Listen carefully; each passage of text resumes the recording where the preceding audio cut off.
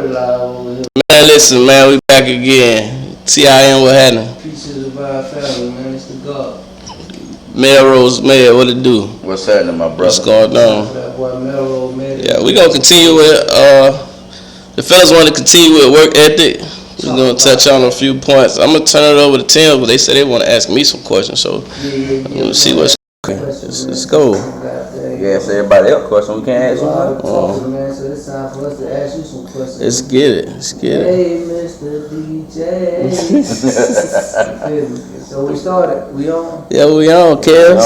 Yeah. So first of all, we want to get your spiel on that work ethic situation. You didn't really give us no true definition of how you feel about that work ethic. So what's your spiel is? That cheat code.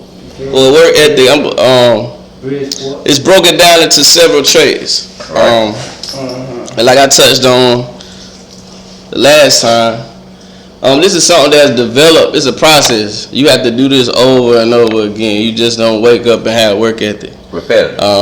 Yes, you definitely have to. It's something that has to be done over and over again. Right. What morals and principles you have when conducting any type of activity? Say that again.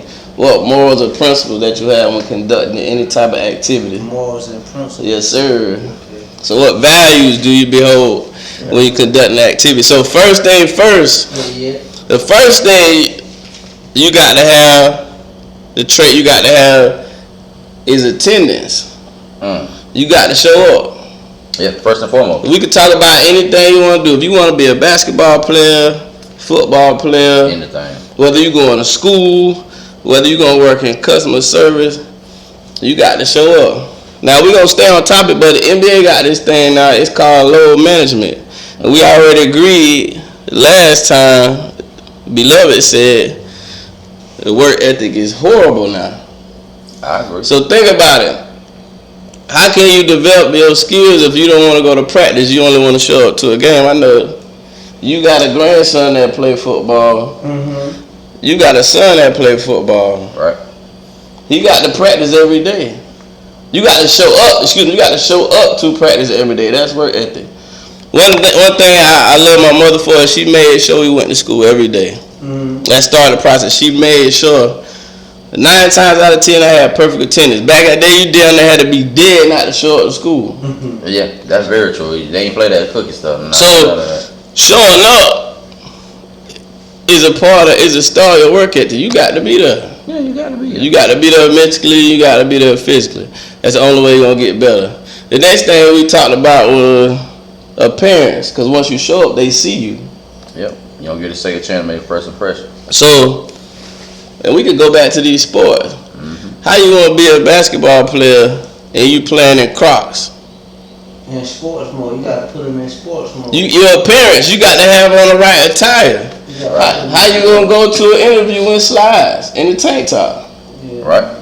So this starts your work ethic process. Showing up how you look. How you going to school with slides on? You still got coal in your eye. Your hair ain't green. What type of mentality do you have when going into that facility? Are you looking to learn? Or are you looking to just be there? Yeah. You just there because you got to be there. You just there, so you got to do that. So this starts your work ethic.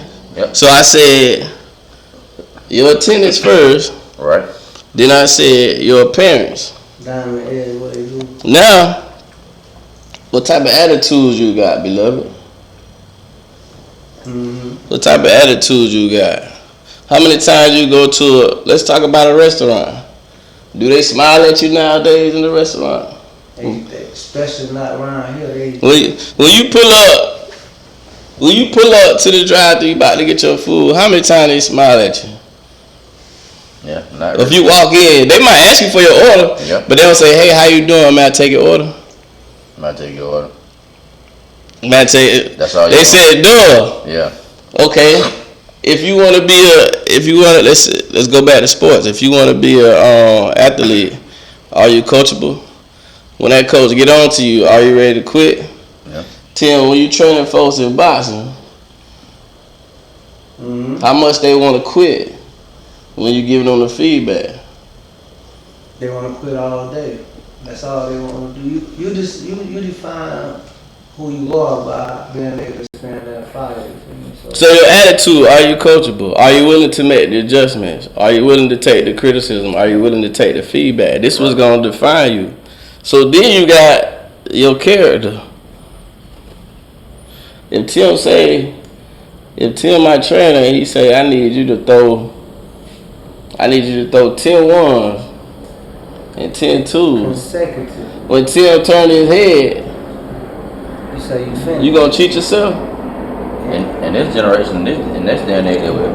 If he telling you to run it, if I'm telling you to do suicides, this work ethic now. If I'm telling you to do suicides down and back, are you gonna finish the whole sprint when I turn my head? So what type of character you got? That also defines your work ethic. Are you honest? Yeah. Would you steal? Would you cheat the job? Can I depend on you to do the right thing when I'm not looking? All the time. So you got character. Then you got... Oh, you got your whole playlist. Man, I got a whole playlist, man. I'm prepared, man. Then you got communication. Like, how well do you communicate? Can you communicate? Well, that's more the question. When you talk to somebody, do you look them in the eyes? Yeah. Eye contact mean everything. Do you make eye contact? Do you listen? Do you listen? Not do you hear, but do you listen? So all these things right here, to me, that starts the process of work ethic. You showing up, how you look, your attitude, your character, how well you communicate. This is the process of work ethic, but you have to do this over and over and over and over again. Just like I could use Tim as an example. On Sunday, he gonna be on that bike. Yeah. He committed to be on that bike. He gonna be on that gym. He gonna be in the gym whatever day he's supposed to be on the gym. Yes, sir. He gonna be in there. And I said, are you punctual? I brought him attendance, but attendance also, how punctual are you? Are you on time? If you set an appointment for 3, you're gonna be there at 3 o'clock. So your work ethic, it takes all of that to have great work ethic. It takes all of that I just said. You have to have all that combined in one, and you have to do it over and over again. You can't say, well, I did all this today, and then tomorrow you fall off. It don't work like that. That boy Mike Lean said, yeah, man, I'm a person in the eyes is essential. Yeah. You talk.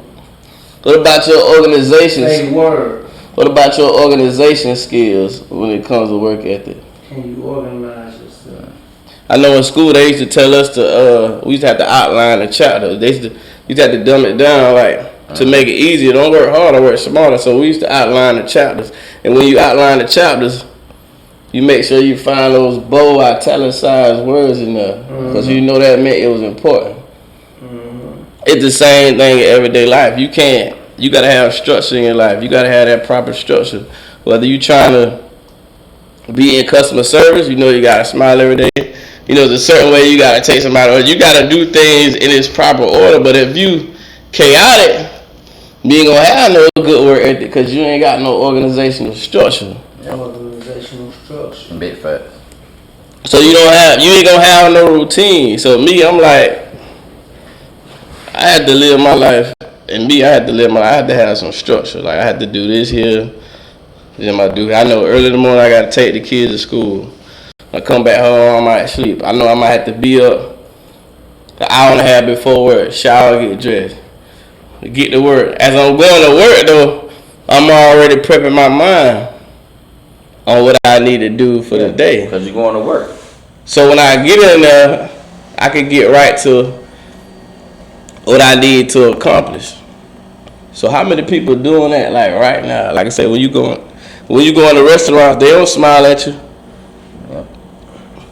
They barely when they take an order, they got attitudes. Or you going to any place now, they don't greet you like that. You know what I mean? But that's like you saying, that's part of your job. But this is another thing, because we were talking last time, Eddie, you was like, It's like it's starting home, which I agree. But now we accept less And in disrespect. other places. Like now they'll hire you. Remember we used to have to dress up. Yeah, they'll hire you now. We used to have to dress up for our interviews. It was interview etiquette, but they accept it. Now they accept the child to go on to school with the slides on.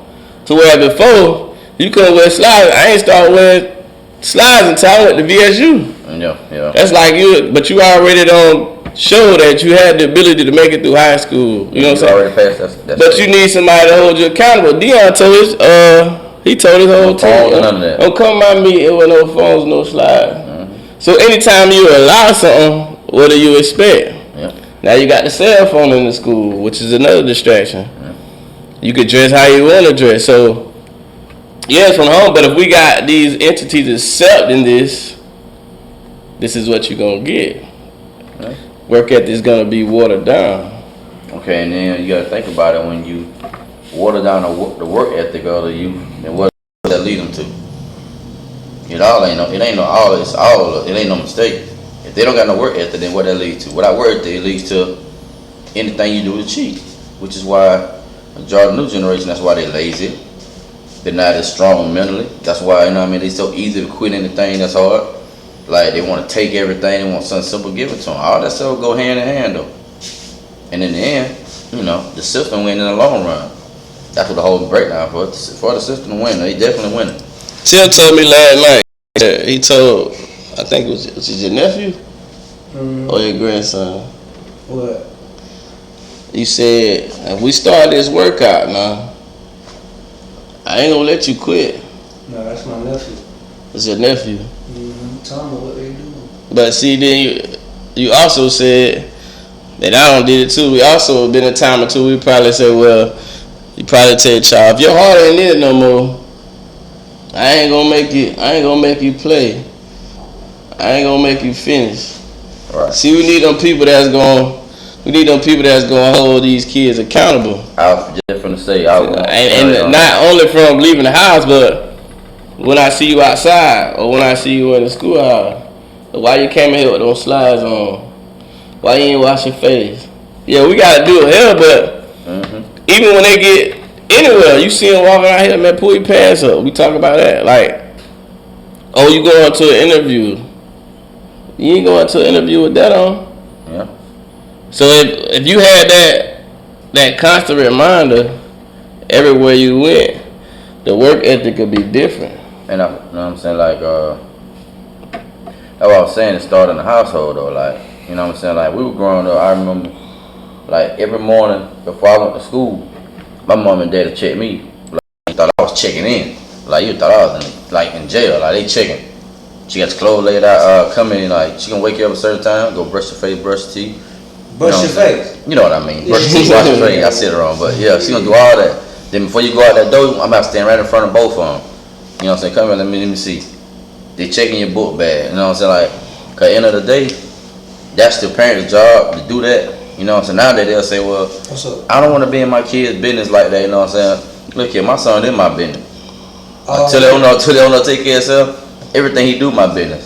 He got a tablet, but guess what? I make the code of that tablet. That's right. I got a provision on that tablet. I tell him when he can pick it up, when he can't pick it up, what he can watch, what he can't watch. That's how my mama was like. They checked everything before you went out the door. They checked your book bag. You say you had homework, they checking the homework. My mom was like every 2 weeks, like she know when the progress report come. What happened to that progress report supposed to be coming? And if something ain't right, guess what? She'll pop up at school, like without telling you. Or you'll be like, hey, you'll be in school and I get someone on the intercom say, he said I'm here to the office. I'm in the office for.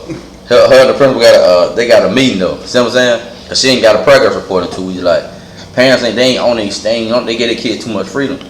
My son to get that much freedom when he can take care of himself. Until then, his business is my business. He may not like it, but he gonna thank me later. But so you gotta know what I'm saying. I think that go a long way. And nowadays it's almost like let it slide so much. It's like it don't matter no more. Like you said, like you can walk by no adult when we was young with your pants down. Somebody else pull your pants up. You couldn't cuss in front of no adult. Then somebody gonna be like, hey man, watch your mouth. That's your elder. You know what I'm saying? Like so another one work ethic with respect. So go ahead and hit it while you at it. You gotta have respect. Yeah, that's a part of work ethic. People don't think like all these traits is a part of having a good worker. But you gotta respect your authority. Like, just for instance, like you say, you go to, for prime example, you say you go to a restaurant and they don't speak or nothing. But this is my thing. This is what I mean by it done got so far away. You work in customer service. That's your job to please the customer. I didn't say you gotta bow down to the customer, but I was told one long time when I first got my first job, whatever you got going on outside, it stopped you coming to the job. At first I was like, what if I'm having a bad day? But I don't get paid to have a bad day. You deal with that when you clock out. You getting paid to do a service. So I was saying, like, you go to restaurants now, they don't greet you. How you mad at me, but you work in customer service? See, that don't even make sense. You work in a place where you gotta satisfy the customer. So why would you even come to work? Yeah, or why would you work in customer service? If you don't want to deal with customers, you know you can work at a warehouse or something where you got to deal with people. So do y'all believe in customer satisfaction? Yes, because they that's who make your paycheck. Render a service. Yeah, I ain't got no choice but to believe. Do you believe in customer satisfaction? Yeah, I don't have no choice. I got to believe in customer satisfaction. I ain't got no choice. So what's your view on customer satisfaction? My spiel is when you talking about, like me, if I'm a barber, you know what I mean, whatever the product that I produce is going to determine whether or not that person come back or not. Whether you get paid, That's continue to right. get paid. So I have to produce a product that's where that customers or that clients returning. Like, I need that thing to be reciprocal. You feel me? I need you to always come back. Wanna come back? Yeah. I need you to look forward to it. I need you to get haircuts like me, like 2 or 3 times a week. You feel me? I need that. You feel me? I need you to get a whole haircut at least 2 or 3 times a week. You know what I'm saying? And attitude go with that too. So like, I'm a customer. You know what I'm saying? It ain't that he just cut my head good. Like, he make me feel comfortable being a customer. You can do something good, but if your presentation is sloppy, I ain't coming back. I don't care how good a product is. I go somewhere else. Right. So I asked that because you was talking about how somebody greet you when you go in. You talking about someone having a bad day. Right. Okay. You know, So for Tim, who's self-employed, or if you're working for a big company or corporation, all it takes is for you to have that one bad day to have that company lose so much money. Or you get fired. Because guess what? That bad news, that bad publicity travel fast. Because you got people online doing reviews. Mm-hmm. You got people just word of mouth. You got people just telling they were ready to spread that bad news. So as soon as they see you, whatever position you in, whether you're a waiter or waitress, you on front counter, you in the drive-thru, whatever type of customer service you drive over the phone, whatever, Yep. they ready to spread that bad news. Yep. So once Toddy hear it, man hear it, whoever else hear it, they ain't gonna want to go back to that place because of you having a bad day. Yep. So you don't lost this company so much money because you got a bad day. And it's called customer service for a reason. customer satisfaction. Yeah, you got to do your duty, man. You got to do your duty. So Toddy, with us, talking, like, you've been in a situation of leadership. You sound like, I don't know what your position is. Operations manager. Operational manager and all that. Yeah. So you're in a position of leadership on your job. Mm-hmm. You feel me? With everyday activities or everyday attitudes and people coming to work every day, what's your expectancy or what's the type of energy that you see every day being in a position of that type of leadership or operation like that? I deal with basically the things we talking about. You want to know what my expectations is or what I deal with? Oh, yeah. Okay, so my expectations is you definitely show up every day. Like I said, I need you here, and I appreciate you for coming because without you, I don't have my job. Like if I don't have the numbers to cover me, they don't need me as an operations manager. If you don't have any workers, they don't need me in my position. So I appreciate the people who come in. So I expect you to come in and give 100% effort.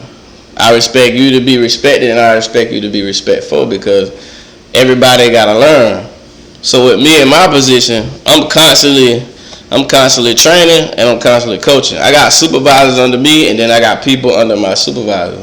Yeah. So I have to constantly talk to my supervisor. I got to develop them for one, so they got to be coachable, and then I got to show them how to relay the information. So sometimes it's a tug of war, because they deal with a lot of stuff that we talking about now, especially like Rock, what's that in Foodie? With this COVID going on and we work remote, you can't look in the person's eyes. I can't look in like I'm looking at you, man. I can't look in their eyes. I can look in their eyes over the Zoom, but not like If you in my physical, I probably can motivate and get more out of you. I just feel like that anyway. Face to face is different from over Zoom or in person. And then they working from home. So you can't see everything that they're doing. Yep. See, when we in the facility, I can see you. I can see if you turn your chair. I can see your posture. I can see if you slouching on the phone. I can see if you eating. I can see if you really not taking calls. I can see if you disengaged. But now, with my supervisor having so many people up under them, it's hard for them to really monitor everything. Now they listen and monitor the phone calls, but I can't visually see. And it's so many different agents. And we get the same thing, I'm having a bad day. But if one dealership cancel, that's money. That's like $1 million. Like, this big business. So if all we need is one bad day for you to spoil it, and then that ruins my job security. Yep. Not only your job security, but the whole company, because you having a bad day. And they don't care about you having a bad day. All they know is you handling their customers. Yep. So that's some of the stuff I go through on a day-to-day basis. And then you get people, they're not receptive to feedback. You get people that they feel like they know it all. You know, they know the job better than you. But their numbers don't show it. But they still know the job better than you. Or you got people, they give you excuses. They give excuses of why they want to do it this way. They give you excuses why they don't come to work. So you deal with all that kind of stuff. But me, my main thing is I gotta hold you accountable. The same that we talking about. I gotta make sure I'm tracking what my supervisors do. It got to be documented, because we get stats every Monday. So I see how your team is performing, and then you're under me, so then my supervisor is looking at my team as a whole, but I'm looking at my supervisor team. So I can measure team A, team B, team C. I can measure the stats against each other. Right. And then we can identify who's doing what by the team average. Yeah. So it's my job to hold these people accountable and make sure they're getting with their people for one, and make sure they're relaying the information the right way and the right information. And then on top of that, I gotta make sure these people that under them, they're applying the information the right way. Yep. So when I step in is when you have somebody basically insubordinate, like, I don't want to do it, I'm not gonna listen. So that's when I had to step in and take over for my supervisor, because you can't really develop nobody not willing to be developed. So you said a key word when you were saying that, and he said again. So you are the operational manager with supervisors that's under you, right? And you say you have to develop your supervisors so they can develop the people that's under them. Yeah, the workers. So that's a key word, is developing. Do you see yourself as a great developer? Yeah, most definitely. I see myself as a great developer is because not only the longevity, I've been with the company 12 years, but I started at the bottom. Mm-hmm. So you done seen every level. So you was mopping the floor, then you got on Friday. Yeah, I was mopping the floor, the bottom, like really like the bottom. Yeah. Mopping the floor. Yeah. Then I got on fries. Right. And I started frying the chicken. Then you got on the cash register. And I got on the cash register. You went from Hakeem to Mr. McDonald. Yeah, so what I'm saying is I was the person in that seat that the people that come in, I was that person that was in that same seat they was in from day one. Yeah. So I got feedback from a supervisor. Then eventually I became a supervisor. Then eventually from a supervisor I became a trainer. Yeah. Then from a trainer I became an OM. So I know the job like in and out because I started from the bottom. Like I've been through the trenches. I had bad days where I had personal stuff going on, whether it was with Whatever. my kid, my significant other, family stuff. So I already know what I'm saying? I know the feeling. I know the do's and don'ts. Like I know it backwards and forwards. So I can relate on all levels because I've been there. So I ain't somebody that just came in from the outside that they say, hey, you got credentials, let's give you this job. I'm somebody that 12 years, like Work your way up. I worked my way all the way up the ladder. Right. And So I'm someone that's relatable not only to my supervisor because I know they go through with the people because I went through it, but I'm somebody who can relate to the actual worker that got to relate to this person. So now I got to balance it. Well, you did say it like this. Well, they feel this kind of way. Well, did you look at it this way? So I can see it from all angles. So that not only helps me develop a supervisor, I can also develop the agent because I done it. I wouldn't have got my position if I wasn't able to develop because I was developing prior to me being in the position that I'm in. Yeah, so coming from the hood, right? So you gotta remember that, you came from so-called, growed up on both sides, the east side and the south side. So-called, I don't know, but coming from the hood, right? You came up out that grind, you feel me, out in the streets and all that, and then you made it all the way. So, in a sense, like you can see yourself as being the exception, or one of the exceptions, right? Because you kind of made it out without being scathed. Like you kind of made it out of the hood without being a statistic. Yeah, being counted out. Like so, coming from out the hood to being where you at now in corporate America, operational manager and all that special language that you using, trying to sound like you saying, you know what I'm saying? Coming from all that, right? They brought one man.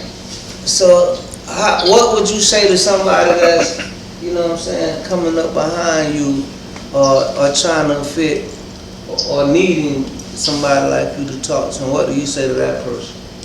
I'd say it's a lot of people that came through the doors that look just like me. That probably dress just like me. That came from the same areas I came from. Right. And guess what I tell them? I say I thought like you thought when I first came in. I was like, I ain't gonna get no opportunity to be no operations manager or to move up. Sometimes you go into these jobs and you think they just feeding you something for you to stay there. Right. So with me, I started putting the work in, and what really shocked me about this company is that the director knew me by name. Not because of what I was doing wrong. He knew me by name for the work I was putting in. And I thought that was like, most of the time they know you for, oh, he a knucklehead, he doing this. He was I seen your numbers, you doing good, you should apply for this. Yeah. And I was like, huh? So to answer your question, the folks it's a lot of people that I trained and that I was their supervisor at one point. Like we standing, I ain't gonna lie, we standing side to side. They on the same level I'm on. Right. So I take pride in that.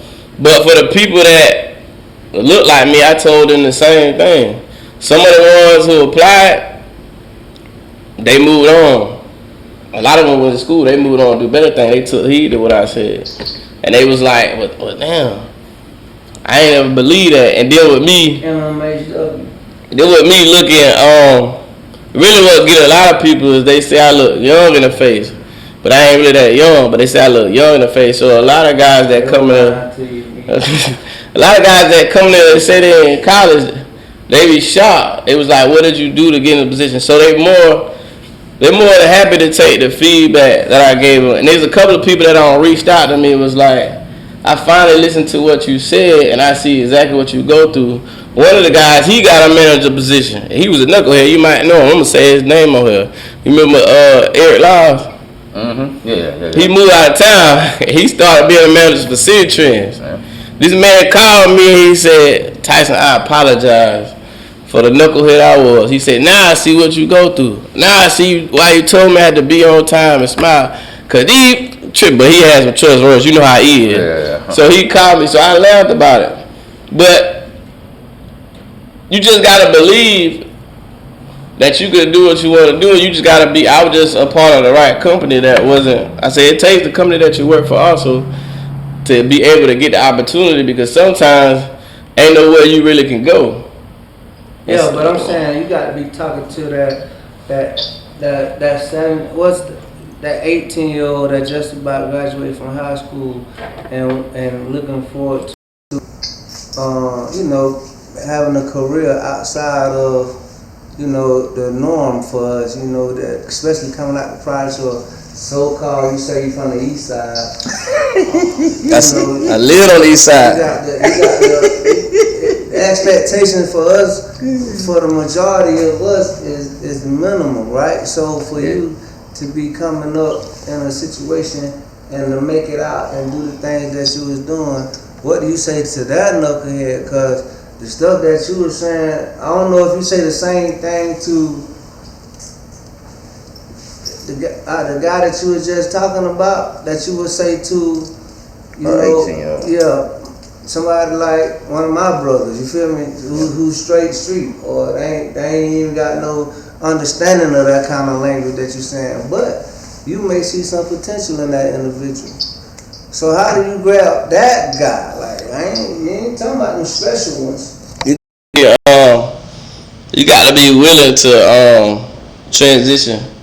You got to be willing to transition from the streets first. The streets if you're a street person, the streets gonna always be in you. Mm-hmm. But when are you willing, or are you willing to transition from the streets?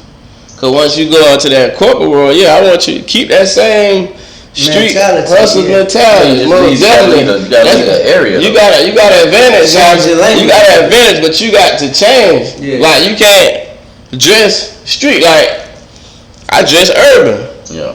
I go to work. I had to tuck my shirt in. I'm wearing my slacks. I'm wearing my shoes. Yeah. So I can transform. But you got to be willing to sacrifice. That's another word. Like, you got to sacrifice what you've been doing to go into the different lane. All this doing is adding another. It's making you more of an asset now, because you got, and then you dealing with people. I feel like I have an advantage because I'm dealing with street people that walk in there. So I'm telling them, hey, you got to speak up when you talk. You got to pronounce your words the right way. Yeah. Now when you're talking to me, we talk slang, you know what I'm saying? But when you're on this phone, you got to make sure you sound professional. You got to make sure you speaking clearly. You got to make sure you smiling. So you got to be willing to transform when you walk into that corporate lifestyle. You got to be able to separate the two, but keep that mentality at the same time. Right. Because work is a part of the hustle.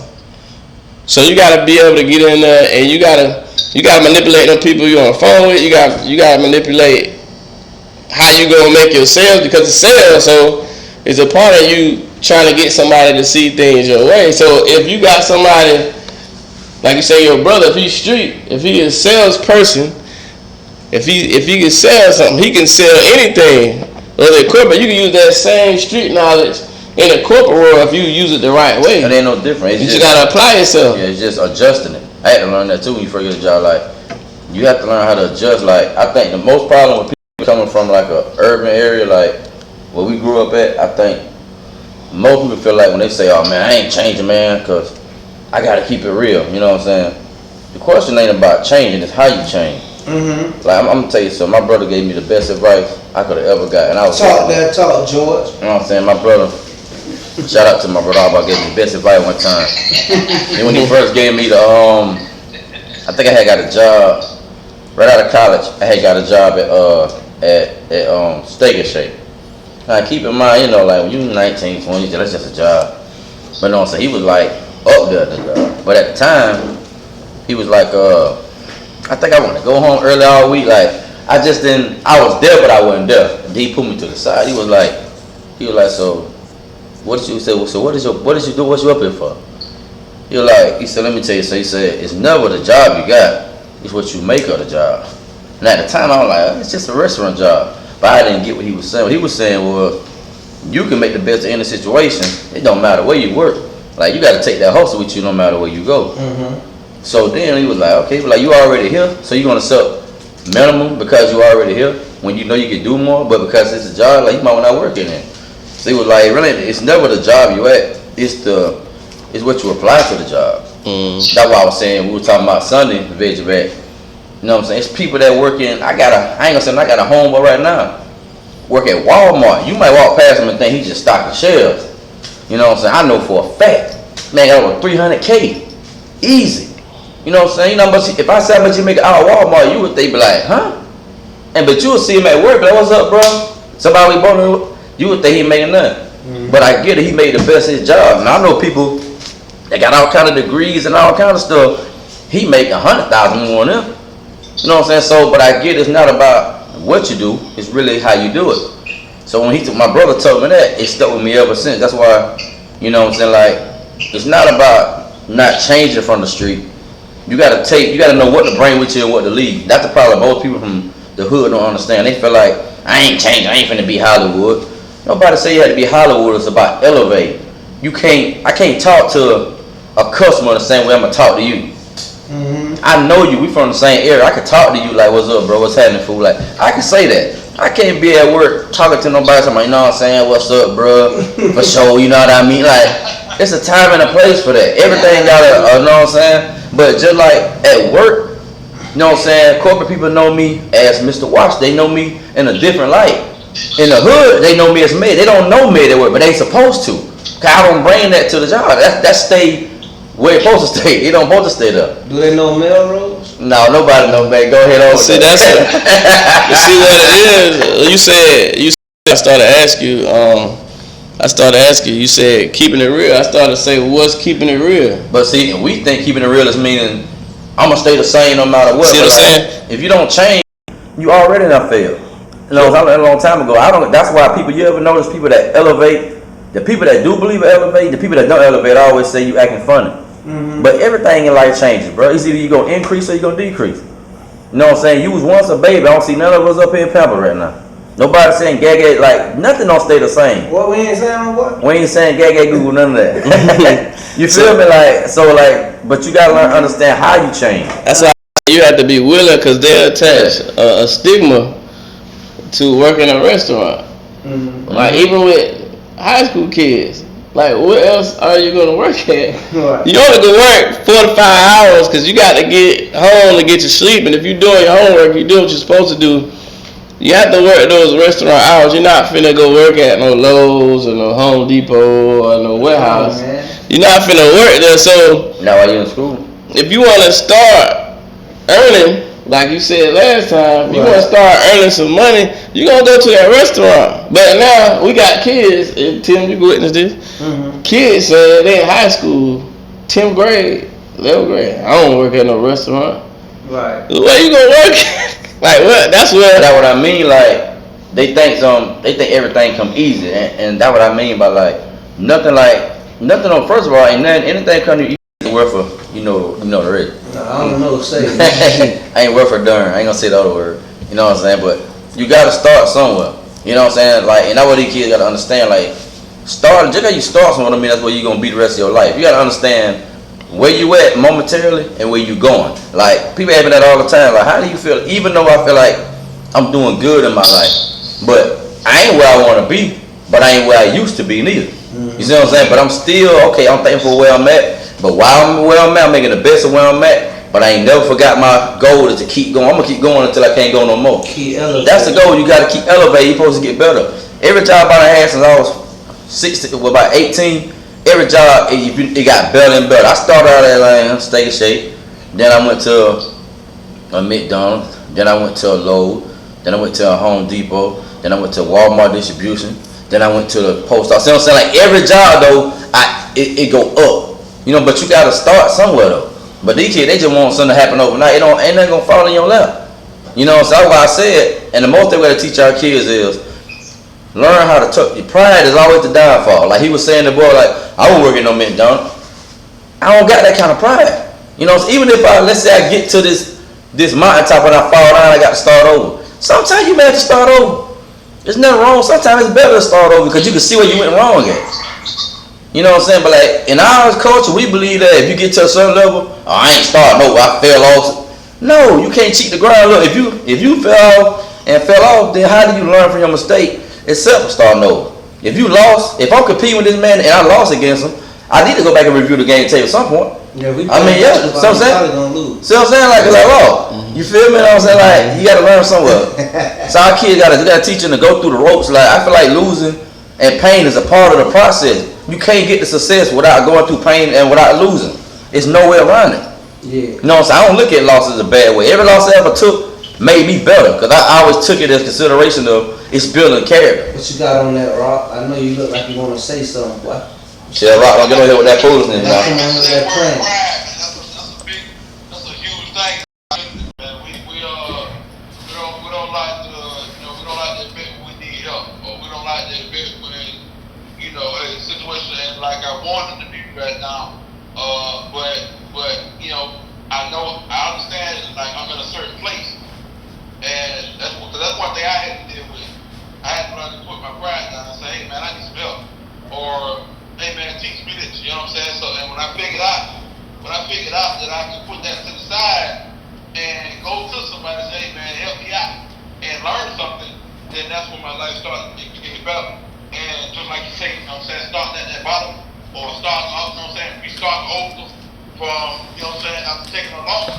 I had to realize, hey man, it's okay. So you can't always say like you can't always feel like that, like you say, like you can't feel like I'm lesser than, you know what I'm saying, the person that I was, because I got to start over again. Right. So you still a great person. They got a great personality and all that. You just, you know what I'm saying, you took it off. So it is what it is. You gotta take down chin and put, like I said, put the pride down and keep pushing forward. Okay. Exactly. And wear your loss the same way. And TD kid, a lot of kids don't want to be. The way you stick your chest out when you win, you should feel the same way if you take a loss. You know what I'm saying? Like I always had the mentality to believe that. You know what I'm saying? Any loss, I ain't never put my head down. I ain't never believed in that. That's why I wear my scars and my victories both the same. My scars make my victories my victories. I ain't ashamed of nothing I've been through. Whether I fell down 100 times or get up 101 times. I can say, yeah, I used to be like that. Like when somebody I know say, oh man, you done changed. You ain't the same dude from what? No, I'm not. I can probably say that. Definitely not. Yeah, I'm not the same dude from West Street. I ain't supposed to be. Yeah. But know what I'm saying? But on West Street, I was on welfare. I'm not on welfare no more. Okay. And I'm gonna keep going. But that West Street, that's what make me who I am. That's why I go the way I do. Cause every time I think about them childhood days, I ain't never going back to that. So yeah, I'm proud to say, I ain't saying I'm boozy, but I'm proud to say I made it and I didn't cheat, and I have to cheat to make it. I don't know about So anybody, I say this, Tim, going back to your original question. Anybody willing to give 100% effort, if they come to me, if they come under me, I think I can get them where they need to be. if they willing to give you If they give 100% effort, You can help them. which means you coachable, you embody everything I talked about earlier when it came to work ethic. That means you showing up, your appearance right, you got character, you can work on communication. I can give you the skills and techniques you need. I just need a willing participant. I just need somebody willing. So you just need a person that got the grind. I just need somebody that's willing to give effort. You'll do the rest. Same thing with you training somebody. They willing to give you effort. You gonna show them the skills and techniques they need to be successful. Definitely. So if I can get somebody from the hood, wherever you from, whatever walk of life you from, Yep. if you willing to give your 100% effort, being real with yourself, then if somebody that good, they should be able to turn you into something. Now you might not be able to be as great as the master as a lieutenant same, but he can make you better. You see what I'm saying? Yeah, I'm gonna need you to be better. You're gonna be better than you gonna be better than what you were when you first walked in. Yeah. You'll be able to hang your head high and say, I listened to what this man gave me, I applied it, now I'm somebody different. I could do this job. I could do this successfully. Yeah. Yeah. See, my thing is this: when I start pouring into an individual, I be one, and you can ask any of the people that be working with me. Like I be telling them, like your job is to take what I get and elevate. Mm-hmm. You need to be getting what I got to offer and building on that. Don't stay where I'm at. You know what I mean? I'm not the equalizer. I'm just a stepping stone. So you need to get what I got and improve on that. Just like any other invention that was made. A lot of the stuff that we see now is been here hundreds of years ago. Somebody just improved on it. You supposed to. So don't take what I got and just and stay that way. You got to improve on whatever I'm gonna bring to the table.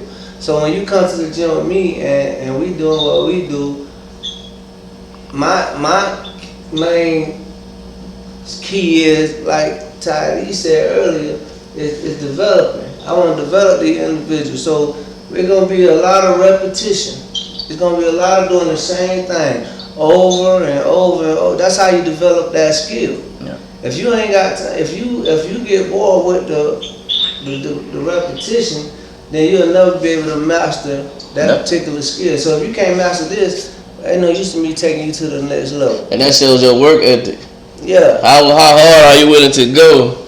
As his process, his developmental process, how hard are you willing to go to keep doing this same thing over and over and over and over again till you dead tired? Are you gonna quit? Yeah. Cause maybe you right handed, he making you use that left hand all day. You know you uncomfortable. You got to lose that left hand the most. If you're a right-handed fighter, your most strongest hand to use is gonna be your left hand because all your power is come from the right. It's your lead hand. It's your lead hand. You don't wanna goddamn use your power hand, cause if I can take your power, then your weak hand mean nothing to me. Yeah. You feel me? So when you start developing certain type of skills, like Ty, you working in corporate America and you do all the developing of the people that's up under you. My boy Rock, he over there in corporate America. Man, you in corporate America. Everybody that's in corporate America, that's in any type of leadership role. And the crazy thing about it is that was the conversation in my John Maxwell book this morning too. I just wanted to share that. But anyway, if you can't develop the people around you, like say for instance with me, working in the shop with Wayne B, you got your Wayne B's in there, you got your Ricky Tikis, you got your artists, you got your Zach Coys, you got all these different personalities and type of people that you got in the building. And if each person ain't developing the next person, or you ain't stealing something from somebody in there, then like you kind of stagnant. You're in the way. Yeah, you're a stagnant individual. So you got say for instance Wayne B been cutting hair in the barbershop for over 30 years. So you mean to tell me it ain't nothing that you can get from him? Yeah. You see what I'm saying? Yeah. See, when you get to a point where you like that, then ain't nothing you can really teach a person like that. Them type of people you have to dismiss. Yeah. You don't want to learn. Because you can't waste your time with a person like that. You want to know it all and know nothing, like they say. That's right. So if you got me, that I've been doing this for X amount of times, and I'm trying to offer you just what I got. I'm offering you what I got. I ain't got a lot, but I'm offering you what I got. But my little bit is better than a lot of people. Yep. A lot. Yeah. You know what I'm saying? Just like I told my son when he was a young man and we raced as a child, and I blew him up, and I say, see, you gotta think. Now you old enough, and I expected for you at some point in time to be faster than me, because I'm 25 years maybe older than you. What are you talking about? Right. So, you ain't no way you supposed to be still letting me outrun you. But I said my slow now is faster than a lot of people fast. Yeah. So you feel what I'm saying? So imagine that. So think about what I was saying earlier about when y'all first asked me about work ethic, and I say, you just said it. I said it's something you have to do over and over and over. Yeah. And you was saying, you was basing it off of you training somebody. They have to do these reps. They had to do the same skill. They had to do this over and over and over again. Now, who can sustain it? Are you willing to fall out, or do you deviate to something else? That's called cheating yourself. That's what I'm saying. He telling you to use this left hand, and you supposed to be throwing the left hand. Tim ain't looking, you stop. He turn around, he start throwing the left hand again. Right. That's saying what type of character you got. And He said you gotta throw this left for a whole minute. No. Yeah. But you gonna do it 15 seconds. He go down and looking at other people. You You did it for a whole minute. You taking a break. So part You of know what? work And another, you know what thing they need to learn about cheating the grind is? My dad used to tell me, he said, cheating the grind, it's kind of like when you die and they have an autopsy. He said, hey, you can say whatever you want about what you put in your body. He said, autopsy don't lie. Everything, he said, that's why they don't have to know you to know what you put in your body. Your body gonna reveal everything that moves in it. As soon as they run your body. So your life like that. Like you can cheat the grind. He may not see you cheat them 45 seconds. But when it come time, whenever it come time to show it, he'll notice it. You ain't been working on that level. Yeah. I can tell you, like you can't cheat the grind. The grind gonna reveal everything you put in, cause the grind is fair. My dad taught me, you don't get more, you don't get nothing of what you don't put in. You get exactly, no more, no less. That's right. So if you cheat the grind, it's gonna show where you cheated at. You gonna pay for it. Yeah. And see, my thing is this: we got the saying in the gym is, when you ain't doing what you supposed to do, that don't. Even if you're doing what you supposed to do, I don't benefit from that. That's on Only you. you Yep. benefit. You heard from yourself. that. You feel me? So if you ain't putting in 110%, then you can expect what you put in it. What is you what get you out. gonna get out. So don't come back to me 3 months later and say, hey, Coach Tim, like, I don't think my jab. I said, yeah, you ain't thought about the times that all through these months that you've been sitting around playing all day, and what you thought was gonna happen. Yeah. You wasted 3 months of your time playing all day. Playing. But So you waited 3 months later to realize that you still in the same place you was when you started. But then they want to bring it to you like you the problem. Yeah, and everybody else has progressed. You the only one that's still playing from behind. It's the same thing you go through in corporate America. Yeah. You don't show up to work. You wonder why your check looking crazy. Right. You don't apply the techniques and skills. Listen, you don't apply the techniques and skills, your bonus don't look good. You got a job that pay you the bonus. You wonder why this man on that board, he got a $500 bonus. You got an $85 bonus. He's doing what he's told to do. He's gonna come to you, right? My check ain't right. The proof is in the pudding. This man got a harder jab than you. It's straighter than yours. His technique right because he's applying what he's told. So all that goes into work ethic. You know what I'm saying? There's no way around it. Is the proof is in the pudding. But I'm saying it ain't what you do when people watching. It's what you do when they ain't watching. That's what builds your That character. character. Like you were saying a while ago, when you were saying when you gain the explanation of why, you start confusing your left especially if they right. Right. If you had gained the explanation, you know what I'm saying? Which I'm sure you have at some point in time. But what I'm saying is, if you got a person using their left hand, and they may question, hey, why I gotta keep doing it over and over again? You know what I'm saying? You might not explain it to them, until later on down the line. And between that time and that time, they could be done gave up. So okay, this ain't doing this ain't. But they don't understand what the reason is behind it. That's right. Yeah. See, like when you You just gotta keep on with it. just gotta keep rocking. That's all I had to learn over the years. Like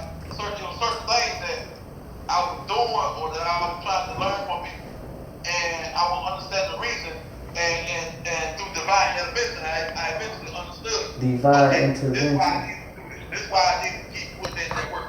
This is why I need it. And another thing, like I have said, like I always try to remain teachable. You know what I'm saying? Even if I come into a situation knowing something, I still listen to, you know what I'm saying, other people's point of view, like, hey, you know what I'm saying? I'm not coming to you saying that I know everything, but if you know a way or if you know how to do it, I still want you to teach it because it might be something in my learning process that I missed. Right.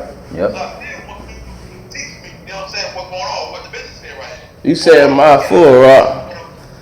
Or what I'm supposed to be doing. Right. And you got to think about that, not to cut you inside. Go ahead, Tim. East and all that. Anyway, but you know, like if you think about it, I stole my little concept from Mr. Miyagi when he had Daniel's son out there and he was washing the cars and all that. And you ain't know what you were doing, wax on, wax off, wax on, wax off, right? But in the end, he showed you that just these slight movements that you were doing gonna translate from you shining my car up to you being able to control your hands in the middle of a combat Everybody thought it was funny at first. Yeah. So that's the same thing I tell them now. Like, yeah, I ain't got nobody out here washing my car and all that. You feel me? But the same rules apply. The more repetition is the mother of learning.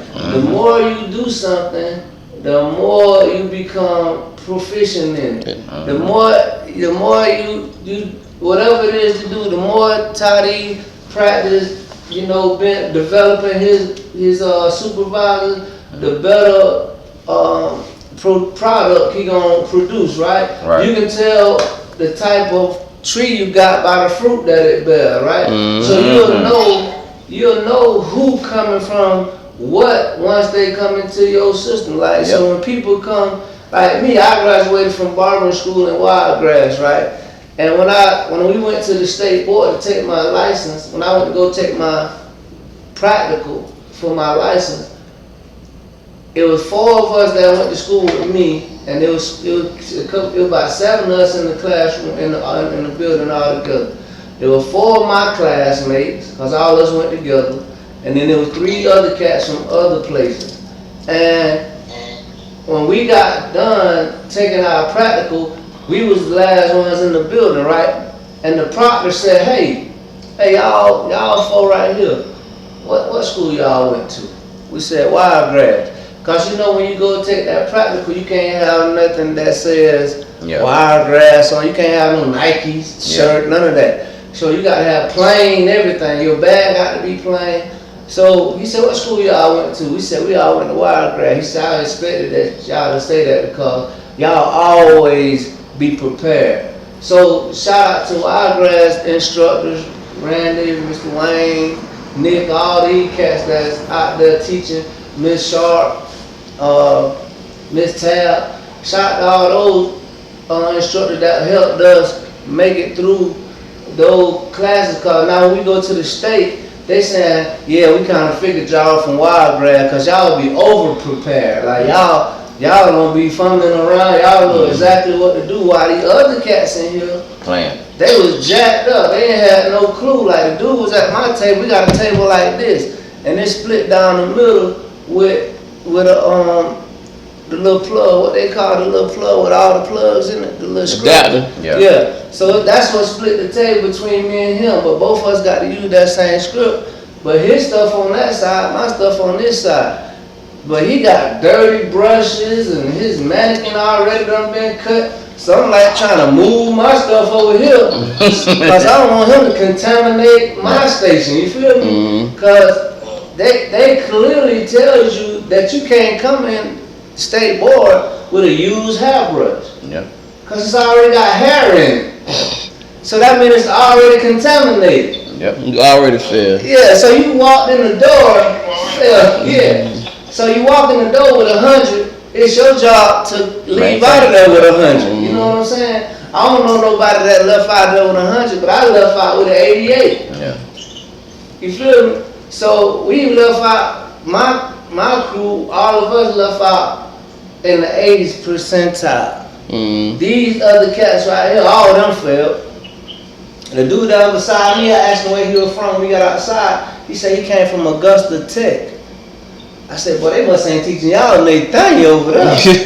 That man came in here with flip, you know, I don't know what his situation is financially or whatever, but you weren't supposed to come up here like that, bro. Ain't no way you can't just play with no dirty brushing.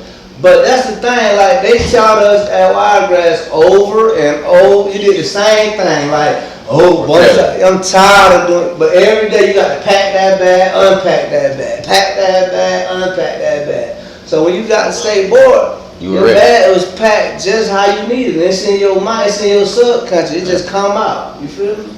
So it's always about the repetition, man. And what I was gonna say, Rob, when you was talking, one of the biggest things in developing someone is answering the why. Show them the why. Like even when Tim when we first went over there, he was showing me my stance. He was like, "What you gonna do when somebody do this?" I ain't gonna tell you exactly what he was showing me. And it was trial and error. So he was teaching me through my mistakes. So this is why your foot need to be here. This foot need to be here. You need to be like this because what if they do this? See, you gone already.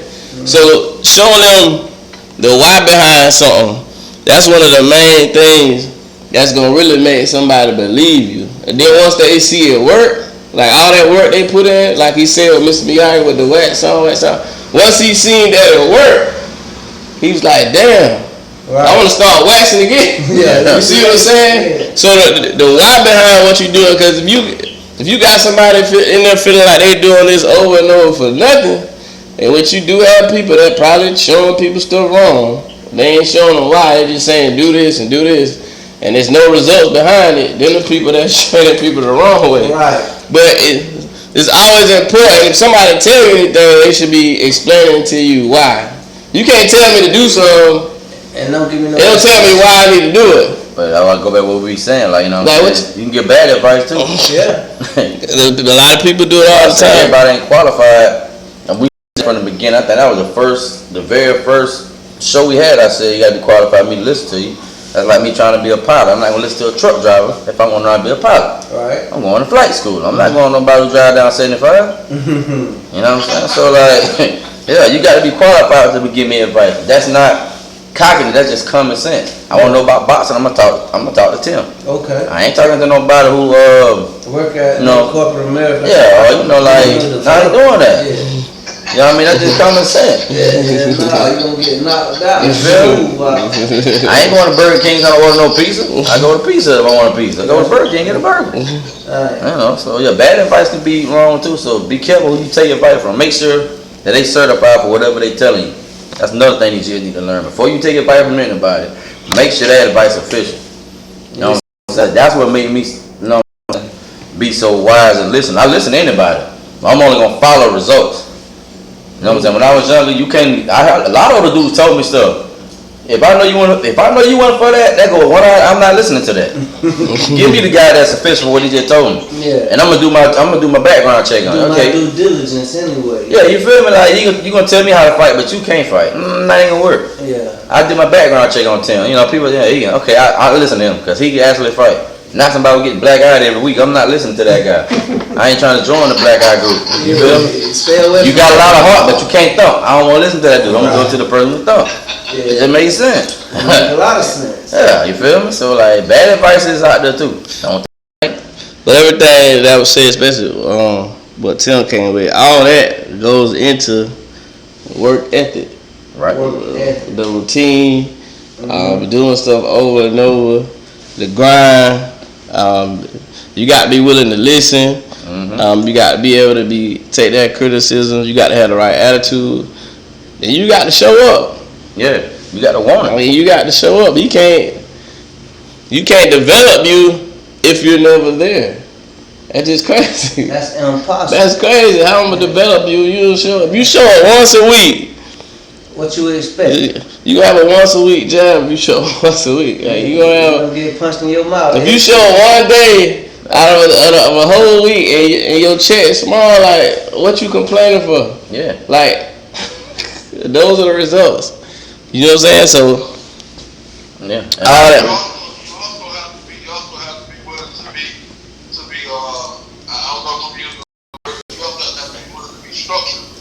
Mm-hmm. You know what I'm saying? Like you gotta understand, like I say, you go into, you know, you come into, you know, say your job with Teddy, you come to your job, you have to realize that you're in a structured environment. Okay. Yeah. Like a person can't come in and say, even if they may know the business, you know, they can't come in and say, well, I know more than he do, so I'm supposed to be here.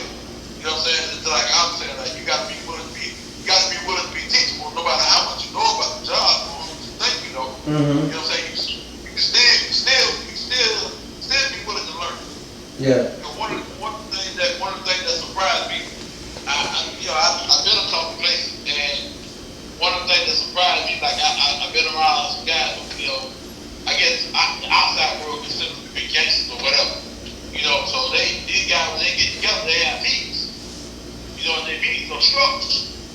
You know, you got some of these guys, they come in with, you know, you got some of these guys walk around briefcases. You know what I'm saying? Like, they have a business mentality and going into their meetings and learning from each other. You know, so and they you know they learn different things from different people, and they also have to like that he's in a position where people, you know, you have to teach people, and those people have to, just like he said, those people have to be willing to listen to what you know, to instructions or whatever. So you have to be willing to listen to instructions that is above you, you know, that's being taught to you. That's right. Yeah, that's it, man. So coming up next time, I know we about to get up out of here, Rock. You done been on our clock the whole 2 hours. So, but we gonna next time though, you feel me? I told Toddy and them boys, man, every time I'm gonna start bringing a book for y'all cats, man. So next time I ain't bringing none today because I was at work late. But when I come back next time. When I come back, I'm bring that pressure. I'll be ready for that, man. Yeah, man. Yes. Hey, man. Yeah, I got a library for you gentlemen, man. You gonna get this twerk, man. You hear what I say? Yeah. I'm gonna start bringing them, and I'm gonna start 2-piecing y'all with them, man. Yeah, 2-piece, I had to do Tim on that court. Yeah.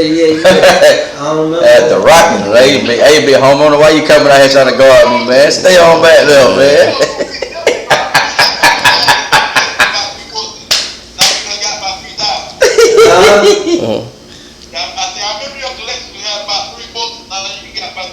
You feel me? You been around for a long time. A lot of books. Hey, we finna get out of here, man. Yeah, man. All right, Rock. Bring back the work ethic. Yeah, man. Use on Earn trust. something, man. Man, listen, this free game. We All back the black Sunday. guys. We're on it. Yeah.